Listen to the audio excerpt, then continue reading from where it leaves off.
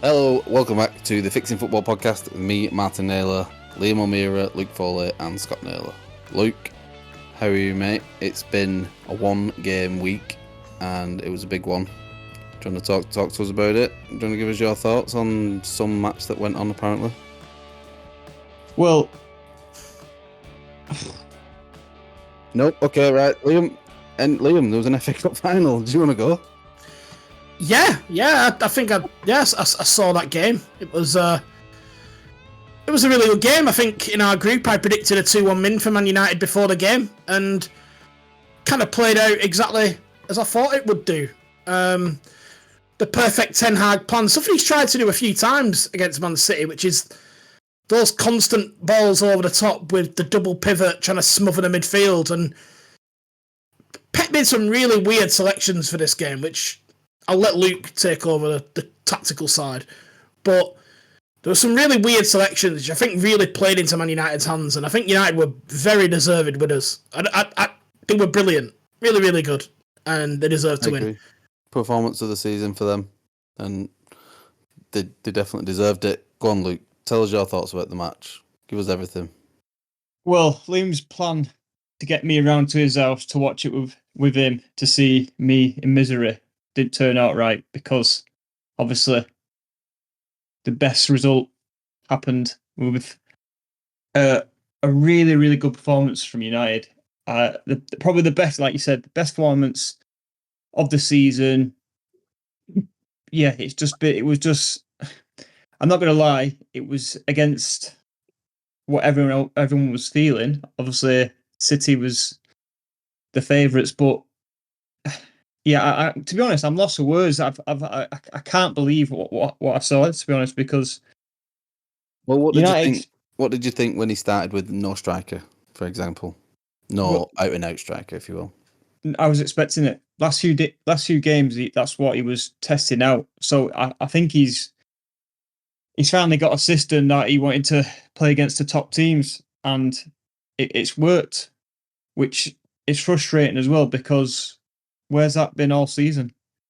Well, I mean, you're always going to get up for a cup final at Wembley, so I don't think motivation's been the issue a lot of the time. To me, it's looked like a lot of confusion on the pitch more than anything. And we've spoke about game plan. We've spoke it into the fucking river. So, yeah, we don't need to go back over that. But I mean, do you think it was an off day for City as well, or do you think it was the perfect game plan as a one-off? To be honest, I think City don't like it, that quick transition, like long ball. Every time any team plays against that against City, they kind of flap at the back.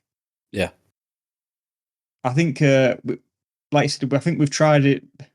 I think we tried it mid-season and it didn't work. But yeah, I think their back four is not as solid as Pep makes out it is. well, they just dominate the ball so much that they are rarely caught out, and if they are caught out, 9 times out of 10, Kyle Walker can get back, or Ake or Kanji. They're all rapid, so they can bail themselves out of trouble. Then I know that when we played them earlier in the season, that's how we got our goals. Is them that sort of quick transition of play, and sort of submitted ourselves to their possession game. Scott, what did you make of the match? I thought, similar to what Luke was saying, I was very surprised with what I saw. City looked really, really sluggish. Thought United wanted it a hell of a lot more. Yeah, I thought overall a really poor day. And again, you saw what Pep likes to do in finals, which is play 5D chess with himself and make bizarre substitutions. And yeah, it brings Kevin De Bruyne off with 40 minutes left almost. Like he only brought him off not long after half time, didn't he? It was about 50 minutes ish, which is bizarre in and of itself. And I just thought it was, yeah, a really, really poor day combined with a really, really good day for Man United. So I think the stars aligned for them, and yeah, fair play. The one time that I needed them to not pull a result out is the time that they did. So Yeah, thank you, because United. it's forced Chelsea into the Conference League, hasn't that? With that result. has. Luke, can we have a word? I want to speak about managers for a little bit in a minute, but can we have a word on Ten Hag, what you made of his contribution to the day, and then sort of round up his season, really? And we spoke last week that would a win change your views on him staying or going? And you was adamant that he should still go. And like a little bit like with Van Gaal, it'd probably be the perfect way to go and to have a change. I can't really remember the Van Gaal period in much detail, but do you still stand at that? Yeah, I think that one game doesn't save him because you can't be playing like that Old Trafford. Obviously, it's worked against City, but with that week in, week out, it won't stand. I think he can leave with his head held high. I think me and Liam discussed this on the day. I think the treatment of Ten Hag after the game was atrocious by Gary Lineker and Alan Shearer, like pressing him to say, "Oh, you could be leaving. What's your thoughts? And where's this performance been all season?" Like he's just won the FA Cup. I didn't think it was the right time to just press for that. But yeah, I do still feel he needs to go. So what's the game plan then?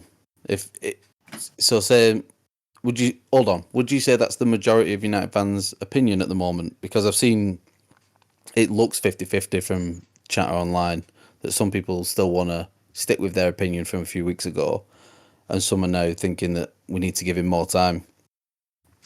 Yeah, I think there's a lot of fans that have this kind of fairy tale picture of where we keep our managers and we've got to give him time, but you can't forget the season we've had. It's like I said in the previous podcast, it's probably the worst season we've ever had. Yeah, I think them fans are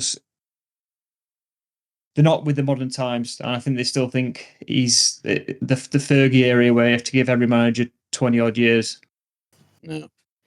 Liam, a word on Ten Hag? Yeah.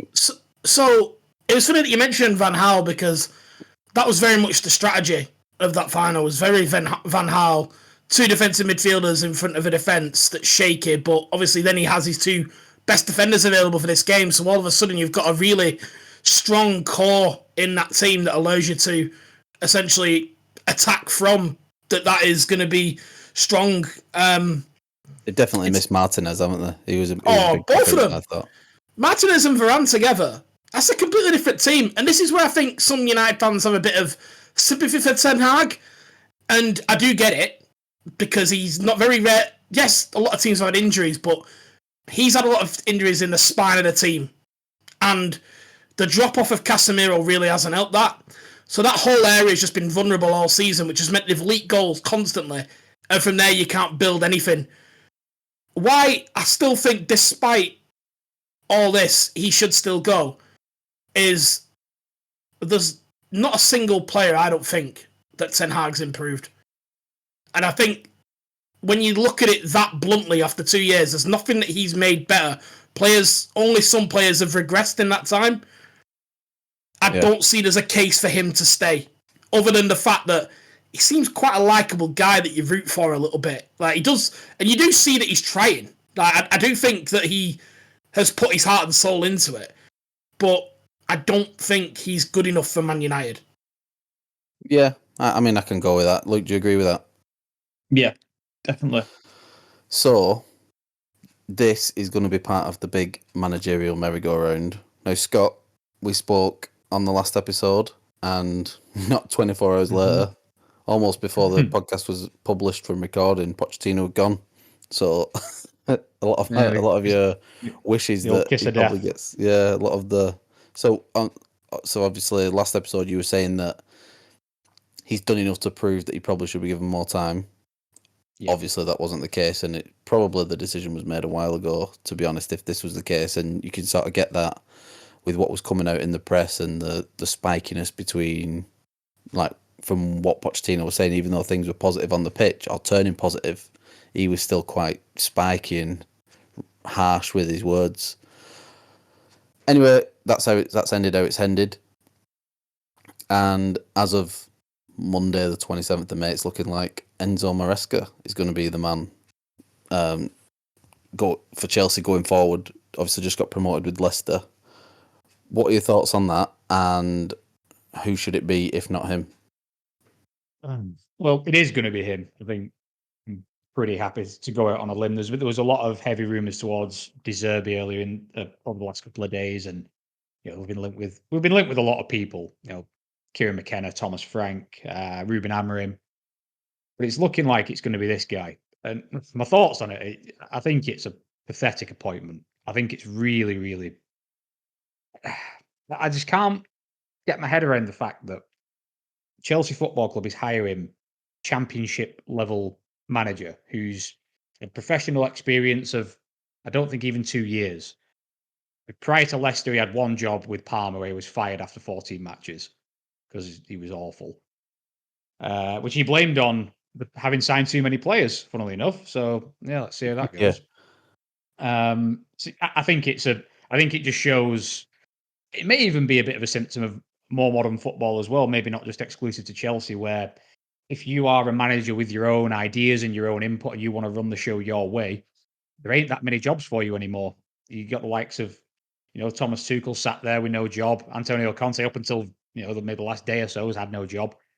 And these managers need to fit into this nice little box where they will literally be given all of the ingredients and told to go cook a nice meal for everybody, rather than having a say on what actually should be happening. So I think we've got a yes man. I think we've got it's such a. I mean, I say it's a risk. I don't think these owners really care. They don't give a shit. They're not interested in Chelsea winning anything or being successful. And if they were, this appointment wouldn't be made. So he may well go on to be some sort of football Rain Man savant genius because he's breathed the same air as Pep Guardiola. So that's seemingly worth more than actual managerial experience. But I can't see it. And even if it does, what have we got? Another Guardiola robot team. If it does go well and he is amazing, we've got another Pep clone. Fucking great. Like football needs any more of those. So all in all, massively underwhelming. And I think we're going to have another really, really poor season under this guy, if he even makes it the whole season. On that, so it was interesting about this. They've been talking about it's like the era of the executive, and the team behind the manager is probably more important than the guy on the touchline at the moment. And a lot of managers are coming in as first team coach, head coach, something like that. Arteta did, Klopp did at the time. It was only after 2 or 3 years when they re-signed a contract, and after Arteta's second year, he became first team manager. It was just, there wasn't a change in contract, but there was a publication made that he'd gone from first team head coach to first team manager.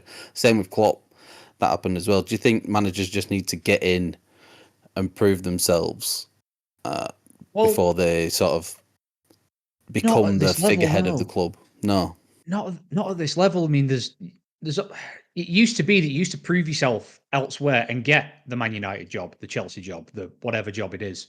Now it's like Chelsea has become now a proving ground. So what does he go? Let's say he comes in and wins as the Premier League. Then what does he go to Real Madrid? Is that his thing?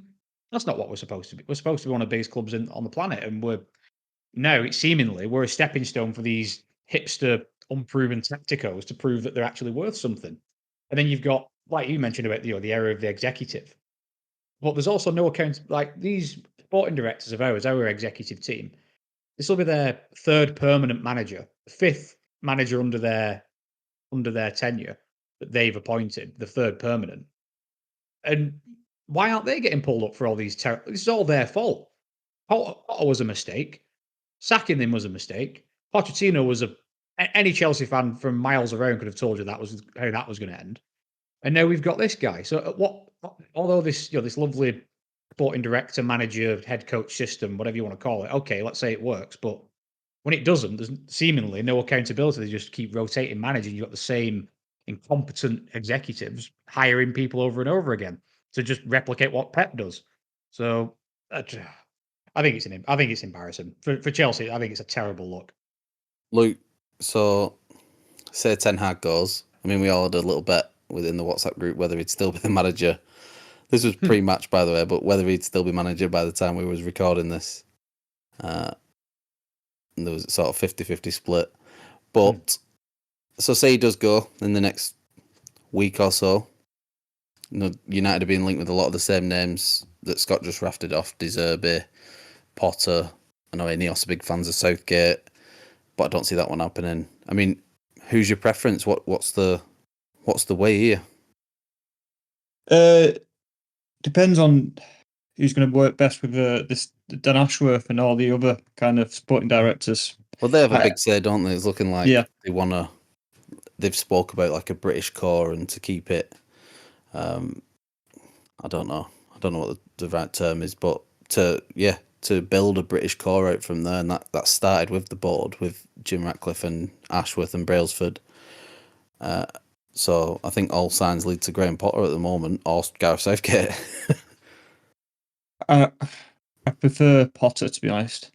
Even if Southgate wins the Euros, I still prefer Potter. Well, that's the thing.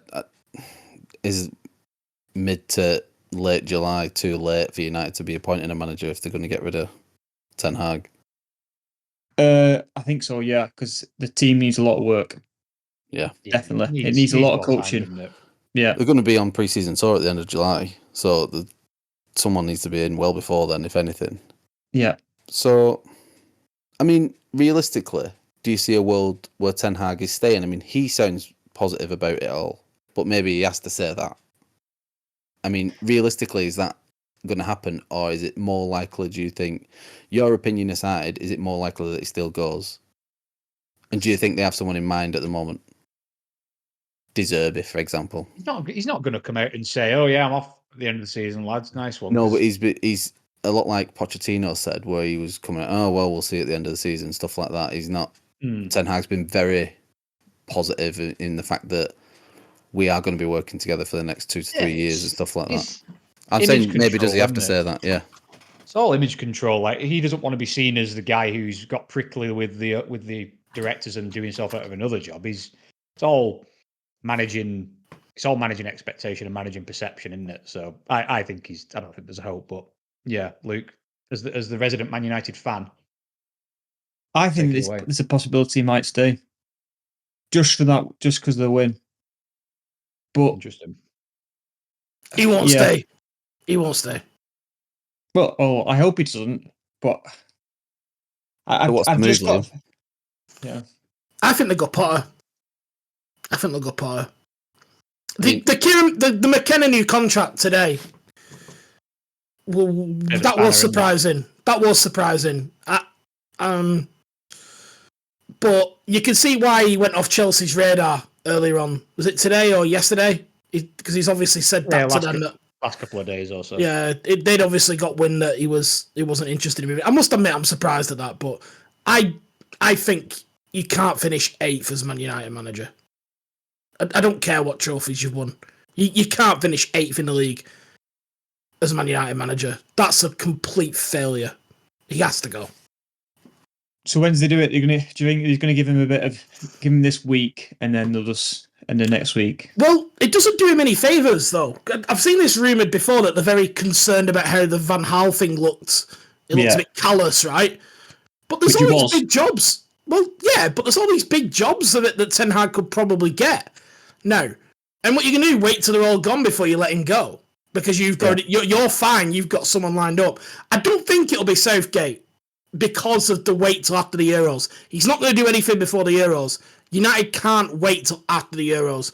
I think if that wasn't a thing, you probably would have Southgate, I think. But because of that, I think you're not going to do it. And that only leaves Potter, really. So that's why I think Potter.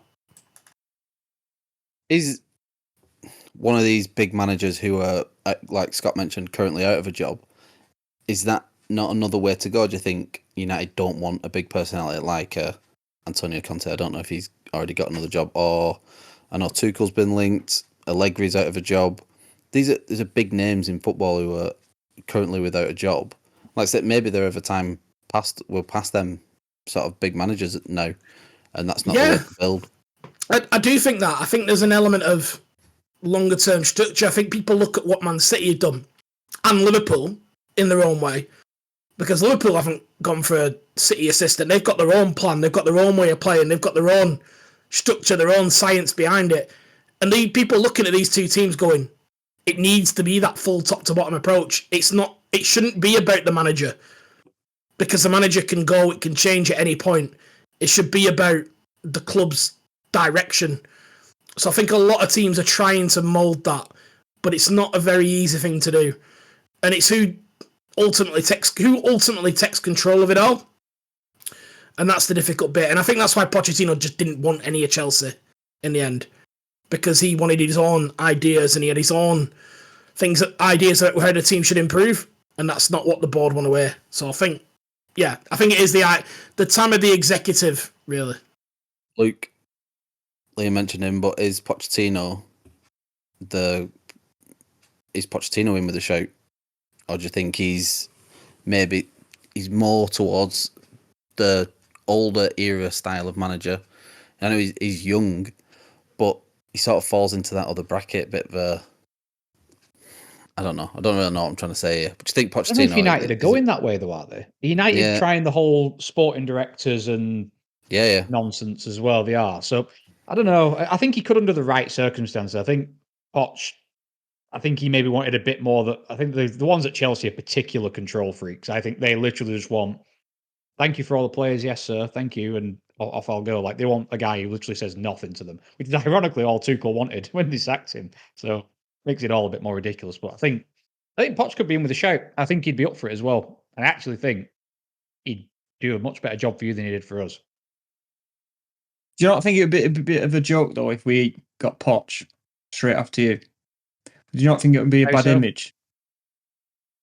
I mean, if he wins, if he improves your team, I don't think it really matters, does it? Luke, your stadium is leaking from the roof. Why all of a sudden do you care about how things look, mate? That's a valid question. Yeah, but it's this new direction change, and I think Ineos are trying to avoid us looking like the laughing stock of the league. Obviously, yes, you need to sort the roof out. A bit late for that. Fucking hell. So, I don't know who my vote would go for. I have no idea in what direction Man United were looking. Like Liam said, if the Euros wasn't this summer, I think it would be a lot of a clearer path to Southgate, because I think he's the man that they do want, with all them relationships that he's got with Brailsford and Ashworth and Ineos in general, I think. So, I don't really know. I've got a question for your mind.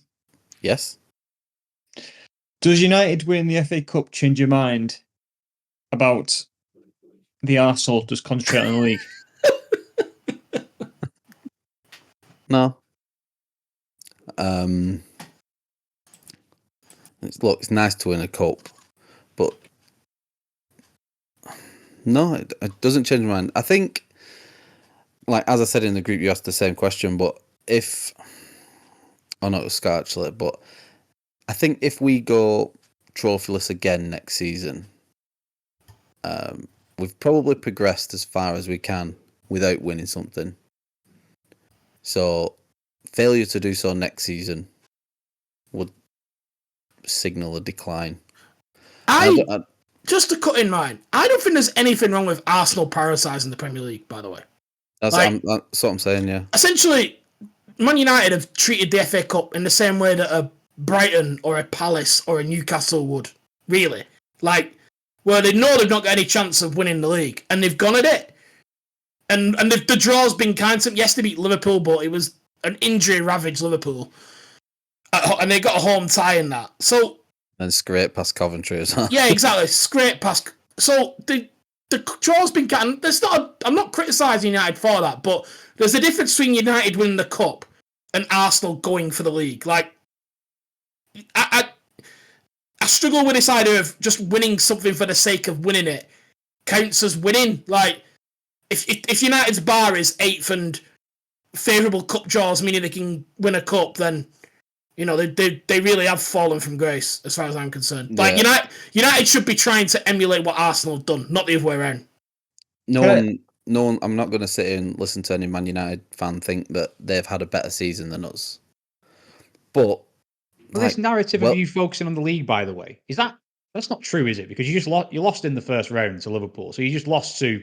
I'm not saying that's anything to sniff at, by the way. Liverpool can beat anyone on the day, but I think this is a false narrative that you focus on the league. You just got knocked out. Like, you just failed to progress. I don't think it's not like you fielded the kids against North End and it was a clear tactic. You just lost. Yeah, I mean, I don't know. There was a change in teams in both cup competitions, but not significant enough to think that we should have gone out. In fact, we went quite strong against Liverpool, and so did they. I think for the same reason, probably if you do come up against City, Liverpool, or United or Arsenal in the competition, you want to get rid of them, and you want to. It's a good opportunity to go and win something because of what City do in the league. It doesn't change my opinion on the Arsenal, Luke. No, I still think we've had a good season, and it ended the way it ended. Do you think you've now had a good season, or a better season than Arsenal? Well, at the end of the day, it's all about winning trophies, isn't it? That's what matters. So why are we sat about talking about sacking Ten Hag then? We've just spoken for 10 minutes about you still wanting Ten Hag to go. That makes him... Why, Luke? Because he had a shit season. No one's talking about Arteta's job here. You've just said if you don't win anything next season, he's question marks. He didn't say that. He didn't say that. Liam, I just want to pick because something that you said, because you've changed halfway through what you said in the season. You said Arsenal should be going after every cup because they're the best team. Now you said, but where I draw the line is this idea that United have had a better season than Arsenal. Like, that's just nonsense. Like, if you honestly think that, then like he doesn't believe that. No, he doesn't, because he wants Ten Hag sacked. So he obviously doesn't. Like, you should have a Ten Hag statue, shouldn't you, if you're having better season than this second place era defining Arsenal team. Maybe. Well, at least one team can go to Wembley and win, Liam. Oh, what a dig. Big dig. I know. Anyway, great points as always, Luke.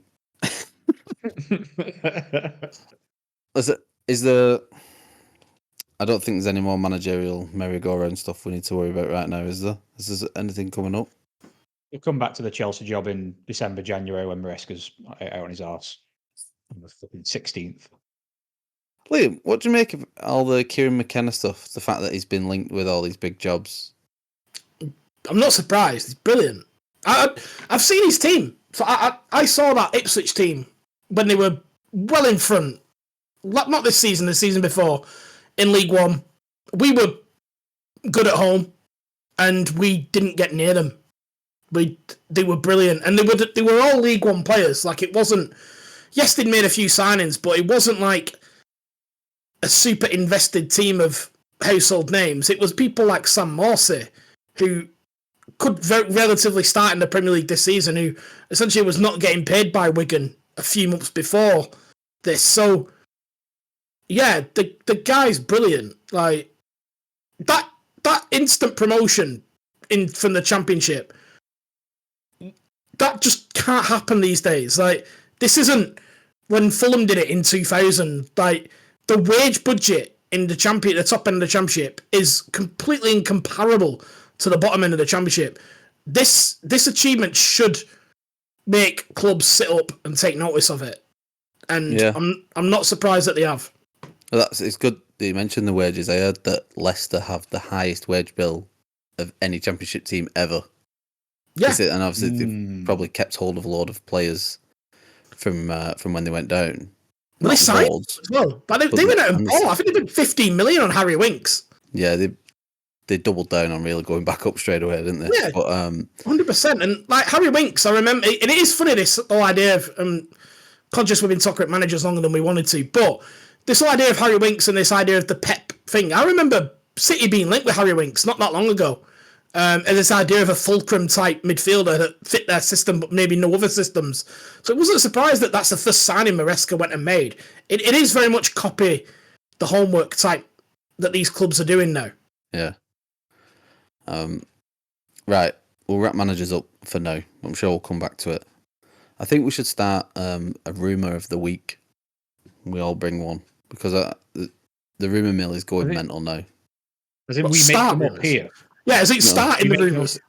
No, we Or just do we bring one that we've heard? bring one that we've heard. Twitter is a good Oh. place to start. I feel like we We'll, should also make one up at the end as well. Or we could then like we could do one and decide before one of them's made up, but only we know which one was made up. Yeah. Yeah. Which of these is false? But we don't never tell anyone. Just let them get out there. That's cool. And then when we see it snowball into mainstream media, we'll know that people are taking note and just not subscribing. Yeah. Do you know we'll never see it then. more than half the people who listen don't subscribe? How mad's that? I know. As It's Luke, like have dead you simple. subscribed? Have I what? Have you subscribed to our podcast, Luke? I'm the number one fan. There we go. And how easy is it to subscribe to the podcast, Luke? Very easy. There we go. Right, well, we'll wrap managers up there. We'll have a quick break and then we've got an announcement.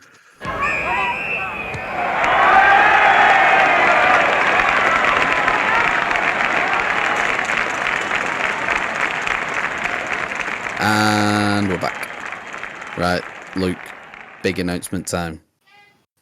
The Euro Predictions League. It's a little game we've been playing for the last couple international tournaments that I invented, Martin Naylor invented, no one else has the rights to this. Copyright pending. Whatever the other trademark stuff you can put on it. This is my thing. Right? So what we do, and this, so Scott's going to be new to this as he's making his debut. We have a former champion of Liam O'Meara here. Thank you.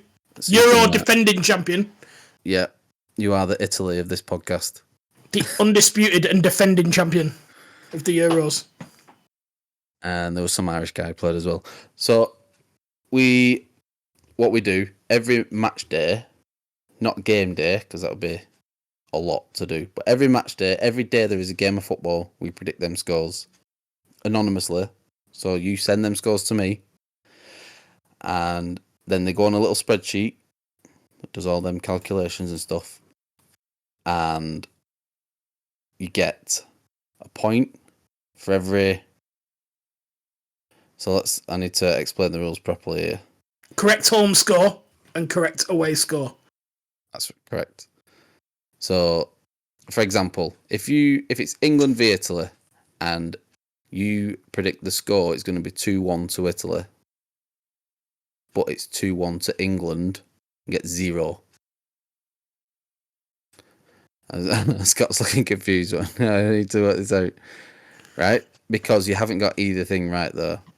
If you predicted the score would be 2-0 to England, you get 2 points. You get 1 for the correct score that England got. Yep.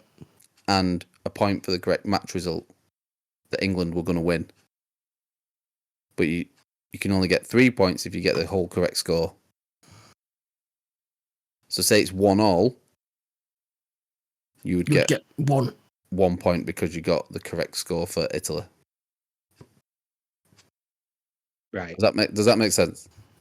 Not really, but let's just do it. It's trying to describe it on just an audio basis is quite hard. So I'll add some graphics to the Twitter feed if people want to join. And this is the invite. Learn by doing kind of guy. If people do want to join, get in touch and let us know that you're interested. And we will work out some form of wager on it. But we want to know if people are interested in joining on first. And if people do want to get involved, then we'll happily invite you and we'll set up a little Discord channel or we'll do it on Twitter or something like that. We'll work it out. But we would like people's interest and then we can do some sort of cash prize or something like that. That'll be fun. So aside from just predicting the scores, we also, as like a bit of a side quest, some side games, we also predict the top goal scorer, the winner, and then a wild card and a wild card goal scorer. So you also get a point for every time either of them goal scorers score, and either the team you've predicted as winner, if they win, you get a point, and same for the wild card thing. But I'm open to any alterations to these rules. If you think that there should be maybe double points on offer for like a correct score, or an extra point for the full correct score, or something like that. I've thought about doing that. I don't know what your thoughts are, Luke. You seem deep in thought. I know this has been a big one for you. This is coming up, something to look forward to.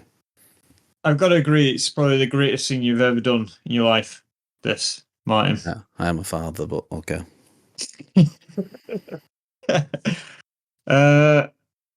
No, I wouldn't start changing things from last year. The double scores. I'm debating. I think my only one I want to put to you, and more to you and Liam, because you have experience, but I don't know if there should be an extra point for the full correct score. What do you think, Liam? No, he's on mute, so that's not going to work. Let's do. I think no. Jesus. I think no, because I think what could happen then is someone could get away quickly. I think the free kick is what keeps it close for longer, which is why in that year that I won it, Luke had a chance for a lot longer, because of that. Right. The only problem I think we had last year when it came to the knockout stages, and then the final day when Mbappe got me 1,000,000 points. Right. So That is, well, that could happen. So, for example, Scott, if you had Mbappe as your predicted top goal scorer and France as your winner, and then Mbappe goes and scores that trick, and you get the correct points, I think someone ended up with like 10 points on that last day. Something just from one match. So, there's that. What else is there? So, knockout stages. We are only doing the scores up to 90 minutes, and then the match result is determined by extra time and penalties. Yeah. So you can do that as your prediction as well. So you can say it's going to be 3-3 Argentina win on penalties. Obviously not in the Euros, but you can do that as your prediction as well. Yeah. didn't that cause issues last time? Yeah, because someone did a draw and the other team to win on penalties, and they still got 3 points because the match result was correct. So that's where you can get an extra point, really, because 3-3 would be you got the correct score for both teams, you got the match result correct, but after 90 minutes, and then there's like a bonus point for the team who you've predicted to win. Does that make sense?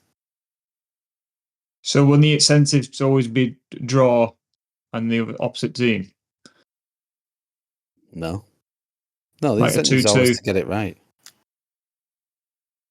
I think, on the basis of this, I think we only do the 90 minutes.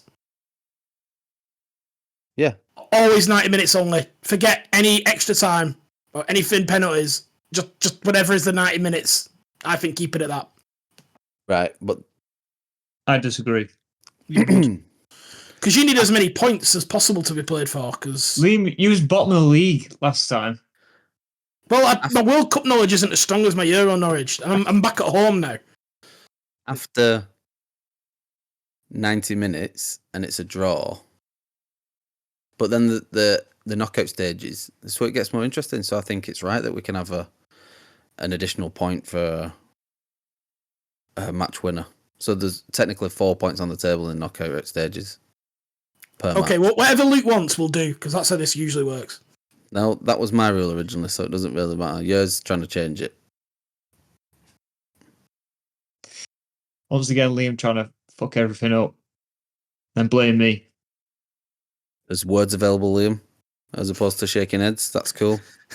I've got nothing to say. I think anyone who has been part of the Predictor League in the past will know Luke's little games and his little pressure that he puts on. Someone I think is a really fair judge in you, Martin, on the Predictor League. But I think Luke plays these little games, these little pressures. It does put a lot of pressure on the maths behind all of this. So I've recruited an Excel expert this time. Usually I just filled it in a lot myself, but I've dug deep. Who was our recent winner in the World Cup? Was that Sam? Was it Sam Davenport? Sam Davenport, yeah.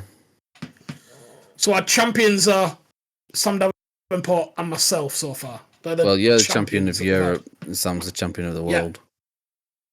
I can live with that. remember you winning this. You definitely do remember. You would have blanked it out and probably spat your dummy out for a while.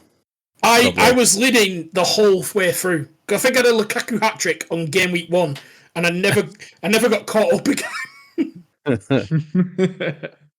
So, you've all been sent a list of teams. So what I've done is, for the wild card, or underdog as we called it last time, is gone be basically a selection of the teams who are the worst odds.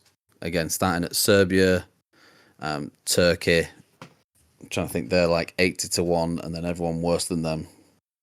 As considered by Sky Bet, they're all like teams that you would class as an underdog. So you can select one of them as your underdog wildcard team, and also the wildcard / goal scorer has to come from one of them teams too. So I'm going to start because I've already made my predictions. Other than top goal scorer, I haven't settled on one yet. But I am going to now. I'm just going to do it right now. And I'm going to go for it. I'm going with England to win, as I have done every time we have done this competition. Yep, you're very consistent in this. Top goal scorer. In fact, we'll leave that. We'll come back to that in a minute. Has anyone else got a predicted winner? I have. We're going to fill this in. Liam, one, we'll start with you. I have agreed with you in this instance. I have also gone for England to win. Right. So, Scott, do you understand that if we bet on a match, so the scores are the scores, and then these are extra points. So there's still only, in the group stages, there's only 3 points up for grabs on each match. Mm-hmm. But if you have England as your predicted winner, and they win, there's a potential bonus point. And even if you have them predicted to lose and they win. So, for example, say you've got them as the winner and you predict them to lose, you would still get a point if they won. Right. Okay. I will share the spreadsheet on our social Please media at some point, and you'll get a bit more of an idea of it. But, yeah, Luke, who have you got to win the whole thing? The whole goddamn thing. I'm going to go England then. Right. Luke, there, the fear. Luke, I was convinced you'd go Germany. I was thinking about Germany. Yeah, I know you would. We're going to snake this. So we're going to do... are you locking them in now? All the time. I'm locking them in right now. No, you can't lock them in now. You can. Why? Why not? Yeah, why? Why not? I don't see why not, Luke, but if you've got a reason, I'd like to hear it. I'm not confident in England. That's not a reason to go with them. At what point do I let you change your mind up till? Oh, I'm just thinking as well. The end of the group stage? No, I'm just thinking if I want to win some points, you've got to go away from other people's choices. That's true. You've got to go with what you think might happen. That's the easiest way to get the most points, is being right all the time. Right, I'm going to go France. France, very popular. Interesting. Very popular. Interesting. I can see no one else going for them as well. Yeah, a bit I left can field. see a lot. Now you've said your logic. I get that now. Why you've gone with the second favourites? That makes sense. Well, That as long dark horse. as long as I get more points than you, Liam, that's all that counts. No, as long as England win the Euros, Luke. This is just a game on the side. England winning the Euros is going to be the most important thing. Scott, I need a winner. I am going to go with Portugal. Ooh, That is a shout, you know. I think Portugal are in with a good chance this time round. They've They're got gonna this win the guy up whole front, damn thing. Cristiano Ronaldo. Keep your eye out on him. Rising star. Up and comer. Right. I'm going to start with wildcard teams now. So you've all had a list. it's my favourite one. Yeah, this is a good one. Now, I did debate on going with double points for these. No, stick to the guns. Don't know what I'd like a. Don't change a good teams thing. you- I'm. It's just an idea at the moment, but I'm not sold on it. Or you could go 4 points for the win of these. What's the wild card? What's the So you've been sent a list Which of you'll all have the looked at teams already. yeah? of all the teams that are considered a wildcard / underdog By Martin. by Sky Bet. We were going to do pot 4, but it really didn't work. Yeah.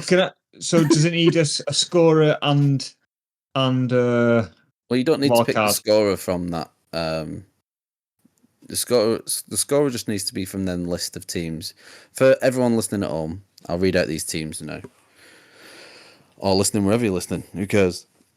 So Serbia, Turkey, and Austria are all 80-1 based on Sky Bet. Czechia, formerly the Czech Republic. Hungary and Ukraine are 100-1. Poland and Scotland are 150-1.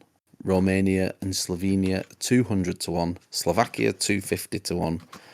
Georgia and Albania are 500-1. So they are your dark horse / underdog teams. What did you mean 4 points for a win then, Liam? Like 4 points if Czech Republic win? Yeah, so an extra bonus point. Well, no, we do 3, don't we, if your dingy team wins. Do you know what? Don't change it. Leave it as is. Fine. I agree. I think it opens up too much confusion. A point It's is a already, point. the rules are dead easy to understand. I don't want to mess with that. There's just a lot of single points available for stuff. I think I'll write a formal document out and we can post that. So Luke is now surveying this list for the first time, even though it was sent 12 hours ago. No, I've got one. I've got one. You've got an underdog team. Well, you Yeah. go first then, Luke. Let's hear it. It's on you. I'm going Hungary. Ah, Hungary. beat England 4-0 is Luke's thinking there. One time. Interesting choice. Is Is that locked in? That's locked in. It's locked in for now. I tell you what, we've got until the next episode of this podcast to change your mind. So we'll revisit our selections next week. I thought we weren't allowed to change our minds. I thought that was the philosophy that Luke's made us always have to hold us to. No matter Luke is what, you were never allowed to change your mind on anything. That's why he's sticking with getting rid of Ten Hag, even though he sort of quietly wants him to stay. But you've got a week from now. I think for us anyway, for us playing along at home, then if you're playing along on your own, these are the rules. You can tag me in it and I'll be very grateful and it'll be fun. If you want to get involved with ours, gotta let me know. And you gotta let us know soon. Hit us up on this, on WhatsApp, on fucking Instagram, MySpace, Bebo, whatever you want to use. Just get in touch and we'll get as many people involved as we want. Might win some cash out of it. We might do that. So Right, Martin, come on. Liam. Who's your underdog? You first. Who's your wild card team? No, I went first on the first one. Right, okay then. Liam, My your wild card wild team card. is Romania. Romania. That Romania. is very left field, I think. Luke now scrambling, thinking, "Oh my God, why has he gone with them?" Odds of 200 to 1.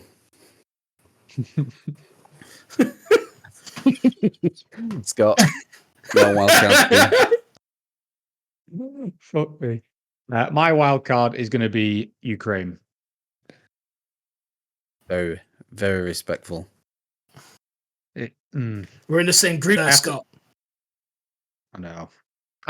I have to back you, my Ukraine Bolt though, Misha. I have to show some support. He's shit. Yeah, I know. Doesn't I've gone with Ketcha. I don't want to offend anyone because it started to. When did they get a rebrand Ketcha. anyway? Since they were Czech Republic last I checked. When did that happen? A couple of years ago. When Turkey did. Turkey, no. I didn't think you were just allowed to just change your country's name. Like, sure, that has to go to a vote or something. Come on, Scott. You've already offended the people of Macedonia on this podcast. Let's not start. Let's start Czechia as well. They can take a joke. Yeah, that's who's gone with for my wild card. We'll go with top goal scorer next, and we'll start with you, Liam. So the non-wild card top scorer, the actual top goal scorer. The actual top goal scorer. Right. Okay. So I'm hedging my bets a little bit here, and I'm going to go for Kylian Mbappe. Out of the blue. I know. Bold shout by going for the absolute mile and out favourite of it all. Scott, you next. I'm just going in a different order randomly every time for this. Top scorer is going to be. You can agree. You can agree, by the way. Kane. No, I think Harry Kane's going to get it. I think he'll stat pad against someone. Then, yeah, we'll still go out in the quarters, but he'll win the Golden Boot. I would have gone with Kane had I not gone with England. I had Kane and deleted it right before we started this because I've gone with someone else. Luke? In fact, no, I'll go. Sorry, I went last on the other one. I've gone with Jude Bellingham. Yeah, I wondered on that one, but then thought, no, 'cause I'm still England. Okay, that's a long shot, isn't it? I don't know if it is, I think he's going to be up there for us. Oh, fucking hell, not. Insufferable. Luke, who have you gone for? I'm going to go for Kylian Mbappe. Liam, do you think Luke's copying you again? Considering he was concerned that people would copy each other beforehand. That was his primary concern. It looks that way, doesn't it? But we'll see. We'll see. Right. So I hope you've all done a little bit of research for these, for your wild card goal scorer. Yep. Because it has to come from one of these teams. Luke, I don't know how familiar you are with Hungary's strike force, but I've got a player. You've got a player. Are you going with? Is he Hungarian?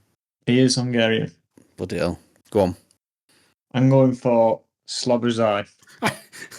What a surprise! Hungarian player. I wonder who that could be. I'm just going to type SZ because I can't be asked looking up how to spell that right now. But I'll work it out. Liam, who have you gone for? So I've gone for AC Milan and Switzerland striker Noah Okafor. Oh God, I can't even. I don't know how to spell Ok. I'm going to say Okay. Yeah. Yeah. Okay. 4. Scott, who have you gone for? I am going with Benjamin Sesko of Slovenia. Ooh. What was you thinking there? He has had a fucking excellent season for Leipzig, and Chelsea have been linked with him for quite a while. So I keep seeing his videos always pop up on my Twitter feed. So I've sort of like randomly kept an eye on how he's doing, just because I thought, he sounds like he might play for us one day, and he's had a brilliant season. Same. I saw the same rumor, but insert Arsenal instead of Chelsea, and it was the same thing. Probably seen the same compilations and stuff. But yes, Sesko's had a. Is it Leipzig? Is he at? Yeah, Leipzig. Yeah, he's he's someone who we've been linked with as well. Striker. How old is he? In the 20 or 21 or something. Is he? He's, in the sort of Gyökeres form, big, tall, powerful but fast striker. Everyone's sort of a Haaland rebrand, aren't they? Yeah, he played well against us in a Champions League game as well. He's looks like the real deal. To be fair, I think he'll be a big summer transfer story either this year or next. He's only 20 and he's already got like 17 goals or something for Slovenia. Yeah, doing bits. It's not a bad shout, that. I've gone with Patrick Schick. Obviously, again, that's a good shout. Was it Schick last time you went for? No, you know what? We didn't do this. I don't think we did the wildcard one on the. We did because I remember having Kramaric and I was looking at him again thinking, but I don't. Yeah, I Did you decided not have him not for to. the World Cup? Or was that the Euros one? No, I think it was the World Cup Kramaric. Fine. Well, there we have it. Completed. You've got a week to change your minds, lads. I think we should be locking in. I think we should be locking in and posting, and so the people know the rules. I agree. Luke, do you agree? I'm wondering why you've picked Romania. It's bothering you, innit? It's bothering you, innit? What? I'm struggling to think of a Romanian player. Dan Petrescu. Famous. Adrian Mutu. Again, famous. Who's currently a good Romanian player, Liam? Yeah. Why are you worrying so much about what Liam's up to? Like this is it. It really bothers him. He's gonna. All Luke worries about. Yeah, it is. Like he gets so annoyed about it. Like when we're in the WhatsApp group I think do WhatsApp mine for no one will be on Discord. But if we do a WhatsApp group on it again, you'll see Luke's absolute paranoia about my selections and when they were submitted. The timings of when they were submitted, despite the fact that he missed 2 deadlines last year and was given the benefit of the doubt. Damn. He did miss deadlines, but he didn't miss kickoff.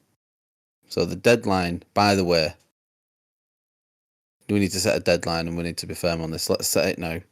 It's going to be the night before. No, can't be the night before. I think it has to be all the scores in before the first kickoff of the day. Okay. Yeah. Adrian Mutu is still the all-time top scorer for Romania, by the way. There we go. He's tied with Georgie Hadji. Georgie Hadji, there's another one. Yeah, but a current player. We ran out now. Oh yeah, no one knows. Not a clue. I'm looking. What about the keeper? Who's the Romanian keeper? The big yo. Bjerke? Or is he Turkish? Who's the big lad who used to play for City? The big one. Yeah, then he go to Sunderland as well. Tor-Andre Flo? No. Up front. Niall Quinn? No. Goalkeeper. Was he like the I remember biggest? he was massive. He was huge. Pantilimon. Pantilimon! I don't think You just turned it into dubstep, Liam. Yeah, he's retired now. We have no more. Don't you worry about Romania.